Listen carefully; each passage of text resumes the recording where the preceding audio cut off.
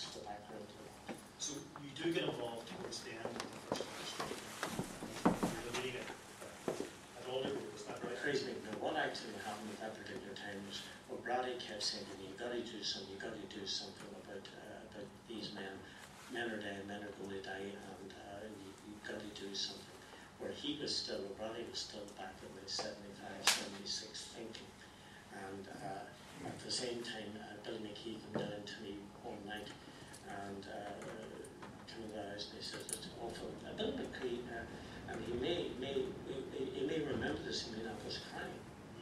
He was crying because Billy McKee, I remember his words as clear as could ever be. He said, I would rather have a young man, or me, and that was his words, and he shouted it out, dying.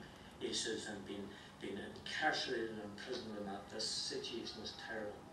And he was totally passionate about the suffering within the prisons. Again, pulling age in this, I really knew nothing about prisoners. I knew nothing about prisoners. And I really felt that there was very little I could do. At that time, and again, correct me, the prisoners had been talking to a guy from the Northern Ireland office, various things from movement, and the general feeling on that situation was this will all be sorted out.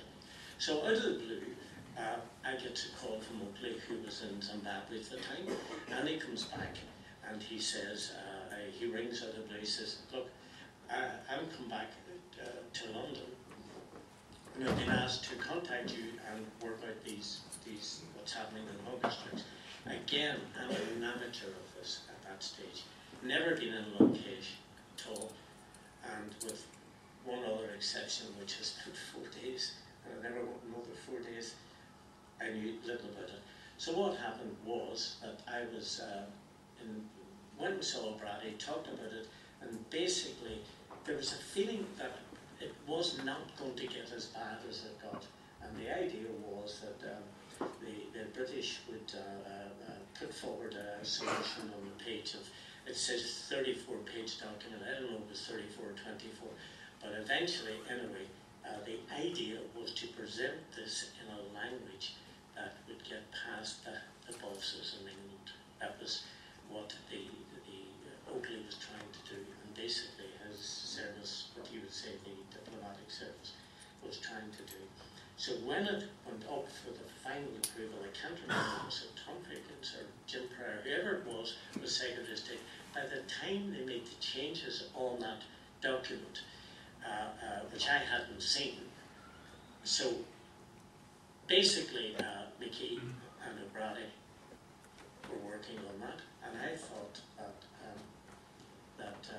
what they were producing, so it comes down to Aldergrove Airport, it was absolutely crazy because I'd spent my life sort of underneath the counter, you know, and all of a sudden here we were in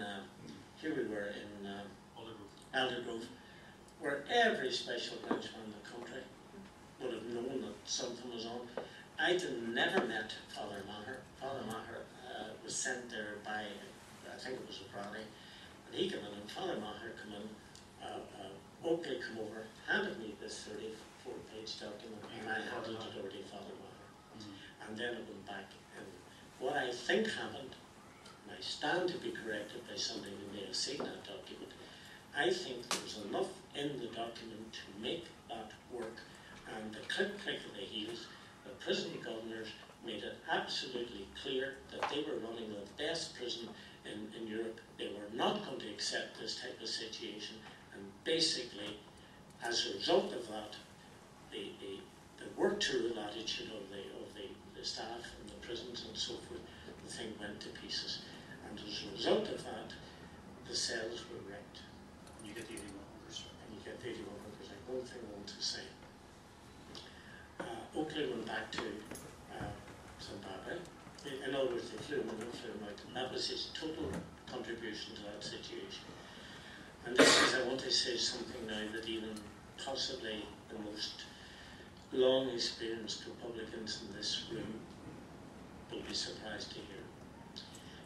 The man then who was dealing with implementing the solution to the first hunger strike was the same man that was dealing with the end of the 75 ceasefires going into 76. And he knew, intimately knew, Mickey and O'Brady and to a lesser extent Colin. It was not Oakley that was doing that piece of business. So basically, he was talking to me, mostly in the phone, but once, and I'll never forget it, in the Piccadilly Hotel, they had this bits of this great thing of sort of going into this big hotel and impressing you and pouring the tea and the wee cake and so forth. So, bottom line. Can you tell people who that man was? It was a man called Donald. Donald? Yes. Do you know his surname?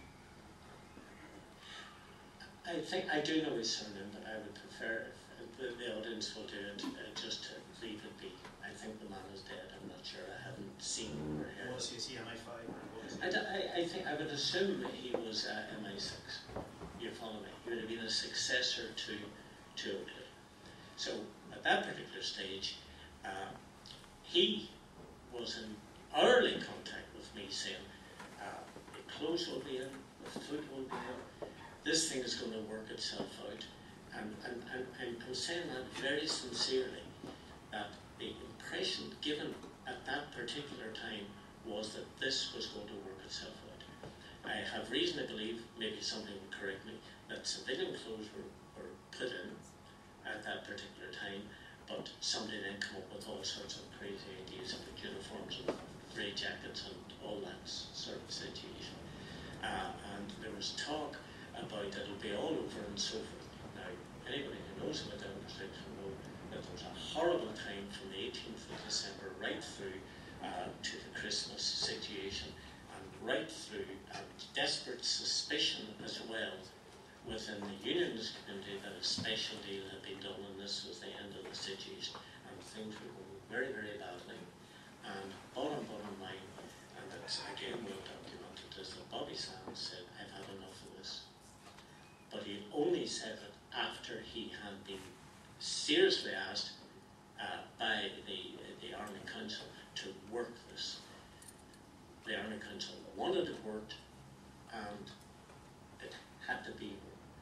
The effort was made to work it, and it didn't work.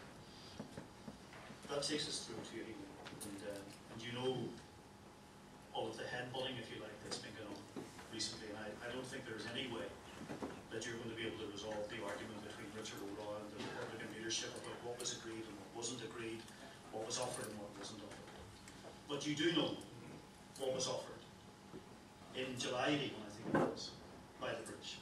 So when you looked at that offer, what was your own thinking? Did you think you had something that I'll come to that because it is very important to understand.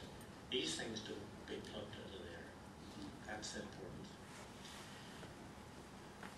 What happened was that when Bobby Sands undertook the second hunger strike, and he was followed by McCreesh and or Derryman.